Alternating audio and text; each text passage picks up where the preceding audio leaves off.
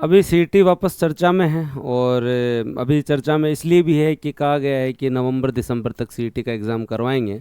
तो इससे ये तो श्योर हो गया कि नवंबर दिसंबर तक अगर सीईटी का एग्ज़ाम होगा तो वीडियो तो दिसंबर में होगा नहीं।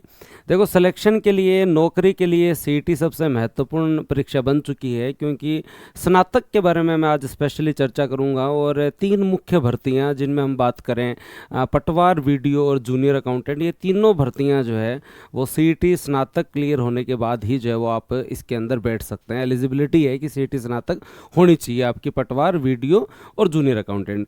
वीडियो भर्ती आपके सामने है और पटवार भर्ती को ज़्यादा टाइम लगता नहीं है, 2-1 साल की गैप में आई जाती है, चाहे छोटी भर्ती हो, पर 2027 में आपके समक्ष जरूर होगी। जूनियर अकाउंटेंट भर्ती को भी टाइम हो गया है, तो जूनियर अकाउंटेंट भर्ती भी चाहे छोटी ही हो बोलें, पर 2027 में आपके पास होगी। मतलब इस सीईटी स्नातक को जो कवर करेंगे वो ये तीनों भर्ती जरूर देंगे आगामी 2 वर्ष में।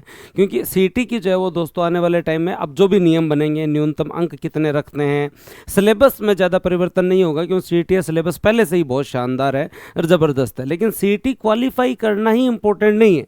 सीईटी क्वालिफाई करें उस समय हमारी स्थिति ये होनी चाहिए कि अगला एग्ज़ाम हमारा टारगेट क्या है। केवल सीईटी की तैयारी करना मेरे हिसाब से सही स्ट्रेटेजी नहीं है। आपका अभी से दिमाग में होना चाहिए कि मेरे को वीडियो का ये सिलेबस है और मैं सीईटी के साथ कवर कर रहा हूँ और वीडियो में भी मेरा सिलेक्शन होना चाहिए, क्योंकि सीईटी क्वालिफाई करने से कोई नौकरी नहीं मिलने वाली है। सीईटी के बाद वीडियो देना होगा, अगर वापस भर्ती आती है तो पटवार देना होगा, और अगर वापस भर्ती जूनियर अकाउंटेंट की आती है तो जूनियर अकाउंटेंट भी देना होगा। अभी जो चर्चा चल रही है सीईटी के अंदर, पहले चर्चा चली थी कि प्री और मेंस भी सीईटी का हो सकता है। देखो, प्री और मेंस पहले एक बार अधीनस्थ बोर्ड ने वीडियो का करवाया था और उससे कोई बहुत ज़्यादा फायदा जो है वो वीडियो प्री और मेंस के अंदर हुआ नहीं था। वैसे ही एक बार पहले पटवार के अंदर भी ये प्रयोग किया गया था और उसका भी कोई लाभ जो है वो हुआ नहीं था। तो जहाँ तक लगता है प्री और मेंस में फिर और ज़्यादा डिले हो जाते हैं, 3-4 महीने। वैसे भी सीईटी करवाना जरूरी है, तो अगर होता है तो हम लोग तो तैयार हैं, आप लोग भी तैयार हो।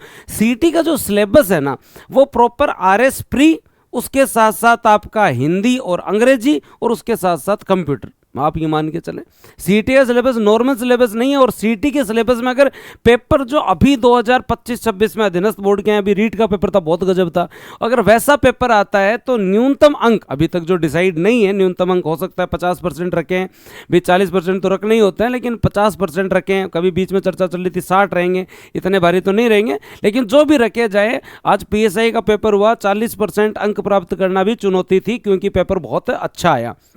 वैसे ही न्यूनतम अंक जरूर होंगे, कितने होंगे ये माननीय बोर्ड बताएगा, और जब बताएगा तो हम तो तैयारी न्यूनतम अंक से बेहतर ही करेंगे। अपने न्यूनतम अंक की टेंशन क्यों लेनी, बढ़िया तैयारी करेंगे तो बढ़िया ही नंबर आएंगे। क्योंकि हम सीईटी क्वालिफाई के लिए तैयारी नहीं कर रहे, अप्रोच में चेंज करो, हम अगली वैकेंसी के लिए तैयारी कर रहे हैं। मेंटली प्रिपेयर रहो कि वीडियो देना है, पटवार देना है, अगर जूनियर अकाउंटेंट आता है तो जूनियर अकाउंटेंट भी देना है, आएगा तब उसकी भी बात कर लेंगे। अब आपका ये जो सिलेबस है, सीईटी में जनरली कंपटीशन टफ क्यों हो जाता है, उसके बारे में अगर न्यूनतम अंक हो जाते हैं तो आपकी सीधी टक्कर आरएस वाले विद्यार्थियों से जो है वो डायरेक्ट हो जाएगी। क्यों हो जाएगी डायरेक्ट? क्योंकि आरएस प्री का सिलेबस और सीईटी का सिलेबस एक्यूरेट एकदम एज इट इज है। उसमें बस आपको हिंदी, रीजनिंग और हिंदी, इंग्लिश और जो है वो दोस्तों आपको जो कंप्यूटर जोड़ना होता है, उस पर भी हम चर्चा करेंगे। तो ये वर्तमान में इस इतने भारी सिलेबस को पढ़ने के लिए थे, सोचो सीईटी को नोटिफिकेशन आ जा और आता ही थे, तैयारी कर लो, 3 महीना में हो जाए, तो आरएस प्री को सिलेबस अतो सोरो तो को नहीं है। अगर हो भी जैसे सिलेबस तो फिर बाद में न्यूनतम अंक में समस्या आएगी। अगर न्यूनतम अंक प्राप्त कर भी लोगे तो फिर अगले एग्जाम की तैयारी के अंदर कितना टाइम देंगे, 3 महीने, 4 महीने, पटवार, वीडियो में आपको कितना टाइम मिलता है, उसमें आपके लिए चुनौती आने वाली है। नोटिफिकेशन कब तक आएगा? जब नवंबर दिसंबर एग्जाम की बात हो रही है तो नोटिफिकेशन जहां तक है जून जुलाई में आ जाएगा। लेकिन अधीनस्थ बोर्ड अगर एक बार डेट बता देता है तो नोटिफिकेशन 2 महीने पहले भी दे सकता है। तो अधीनस्थ बोर्ड के नोटिफिकेशन के इंतजार में मत बताओ। अधीनस्थ बोर्ड का कई बार ये होता है कि डेट बता देते हैं, एग्जाम डेट ये होगी, अब आप अपनी तैयारी करो। मैं तो तने एग्जाम डेट बता दी, सिलेबस बता दी, और नोटिफिकेशन में जो भी प्रक्रिया में टाइम लगता है वो लग सकता है। तो फिर भी मेंटली प्रिपेयर रहो कि आप नवंबर दिसंबर में आपको एग्जाम देना है। सबसे पहले मैं 3 महत्वपूर्ण सब्जेक्ट, 3 महत्वपूर्ण जो है वो एग्जाम के बारे में चर्चा करूंगा। सीईटी प्लस वीडियो प्लस पटवार को भी मैं साथ लेना चाहूंगा, जिससे आप लोगों को थोड़ी सी क्लियरिटी आएगी। अगर हम बात करें राजस्थान जीके, सीईटी में पूरा राजस्थान जीके है और आपको राजस्थान राजस्थान जीके पूरा ही पढ़ना पड़ेगा, चाहे राजस्थान पॉलिटी हो, हिस्ट्री हो, ज्योग्राफी हो, इकोनॉमी हो और आपका आर्ट एंड कल्चर हो, पांचों पोर्शन है। जब हम वीडियो में आते हैं ना, तो यहां पर राजस्थान पॉलिटिक्स से केवल पंचायती राज और नगर निकाय दो ही टॉपिक आते हैं और वीडियो के अंदर ज्यादा इंपॉर्टेंट राजस्थान इकोनॉमी बन जाती है। याद रखना, कृषि एवं आर्थिक संसाधन 30 नंबर के आसपास का पोर्शन बन जाता है। तो राजस्थान जीके हमें बहुत अच्छे से कवर करना है, क्योंकि सीटी में जो राजस्थान जीके काम आएगा, सीटी स्नातक की बात कर रहा हूं मैं, वो same as it is video में काम आएगा, बस स्टेट पॉलिटी काम नहीं आएगी, कोई बात नहीं है। पर पटवार में पूरा राजस्थान जीके आपके काम आने वाला है। इसलिए आप राजस्थान जीके को इस तरीके से तैयार करो जिस तरीके से आपने जो RS प्री के लिए कर रखा हो, स्नातक की तैयारी कर रहे हो तो उस स्तर से तैयार करो। राजस्थान जीके को बार बार एग्जाम वाइज तैयार नहीं किया जाता है।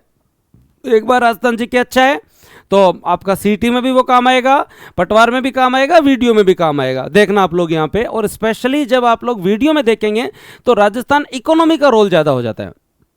कृषि एवं आर्थिक संसाधन अलग से ही ज्यादा इंपॉर्टेंट है, पॉलिटी यहां नहीं रहती है। दो टॉपिक रहते हैं, एक पंचायती राज और एक जो है वो नगर निकाय वाला टॉपिक, जो लोकल बॉडी वाला टॉपिक, यहां पर पंचायती राज वाला टॉपिक जनरली जो रहता है। उसके बाद में कंप्यूटर सीटी में भी है, कंप्यूटर वीडियो में भी है, कंप्यूटर पटवार में भी है। तो बेसिक कंप्यूटर हमें आना चाहिए, और ये सारी चीजें जो कॉमन हैं वो सीटी की तैयारी करते समय इतनी बेहतर कर ली जाएं कि वीडियो पर देखो। जूनियर अकाउंटेंट में अपने अलग सब्जेक्ट है, अकाउंटिंग है, ऑडिटिंग है, RSR है, इंडियन इकोनॉमी है, JF&R है, सारे अलग अलग जो है वो दोस्तों आपके सब्जेक्ट है, वो अपनी एक अलग तैयारी है। उसके लिए आपको अलग ही पढ़ना होता है, थोड़ा सा क्वालिफाई जरूर CTO करना है, लेकिन उसकी तैयारी अलग होती है। इन तीनों को एक साथ कर सकते हो। मैथ रीजनिंग की बात करूं, सीटी में मैथ रीजनिंग है, वीडियो में रीजनिंग नहीं मिलेगी, मैथ मिलेगी, पर पटवार में वापस मैथ रीजनिंग है। तो हमें यह होना चाहिए, मैथ यहां कॉमन है, मैथ बहुत अच्छी होनी चाहिए, मैथ जो है वो बहुत अच्छी शानदार तरीके से मैथ कवर होनी चाहिए, ताकि मैथ जो है वो अपनी शानदार हो जाए तो रीजनिंग हम लोग जो कवर कर लेंगे। अब बात करें जनरल साइंस की, तो साइंस एंड टेक दोनों है सीटी में, साइंस एंड टेक दोनों है वीडियो में, जनरल साइंस केवल है पटवार में। मतलब जनरल साइंस तो कॉमन है, इन दोनों में टेक्नोलॉजी भी है। जनरल साइंस तो कॉमन है, इन दोनों के अंदर जो टेक्नोलॉजी भी है। तो यहां से क्या बात निकली कि जनरल साइंस को बहुत अच्छे से करो, क्योंकि ये कॉमन निकल के आ रहा है। जनरल साइंस को सबसे पहले कवर करो, ये कॉमन निकल के आ रहा है। मैथ को सबसे पहले कवर करो, ये कॉमन निकल के आ रहा है। कंप्यूटर को सबसे पहले कवर करो, राजस्थान जीके को सबसे पहले कवर करो, तब जाके काम चलेगा। टेक्नोलॉजी से करंट के क्वेश्चन ज्यादा आते हैं। टेक्नोलॉजी से जब आप देखेंगे तो आपको करंट के क्वेश्चन ही जो है वो ज़्यादा मिलते हैं। तो इस तरीके से अगर आप चलोगे तो बहुत बढ़िया रहेगा। हिंदी और इंग्लिश दोनों में कॉमन है, हिंदी सीटी में भी काम आएगा, वीडियो में भी काम आएगा, पटवार में भी काम आएगा। अंग्रेजी सेम, और अभी से अच्छा पढ़ लो तो फिर दिक्कत नहीं होती है। नहीं, लोग बहुत सारे हिंदी तो अच्छी कर लेते हैं, अंग्रेजी के अंदर दिक्कत जो है वो निरंतर रहती है, लास्ट में फिर अंग्रेजी जो है तैयार होती नहीं है।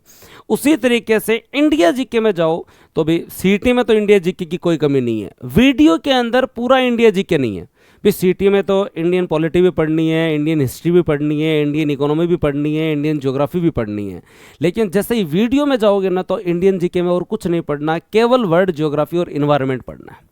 यहाँ पर इंडिया जीके का रोल वीडियो में कम हो जाता है। यहाँ क्वालिफाई करने के लिए ज़रूरी है, लेकिन यहाँ कम हो जाता है। पटवार में जब जाओगे ना तो यहाँ इंडियन इकोनॉमी नहीं है, यहाँ इंडियन इकोनॉमी नहीं है, इंडियन पॉलिटी है, इंडियन हिस्ट्री है, इंडियन जो है वो ज्योग्राफी है। तो ये मैंने आपको पूरा तुलनात्मक रूप से बता दिया कि आप तीनों एग्जाम को कैसे कवर कर सकते हो साथ के साथ। और अभी जो विद्यार्थी फोकस करके दिमाग में वीडियो और पटवार रखो, फिर सीईटी का पढ़ो।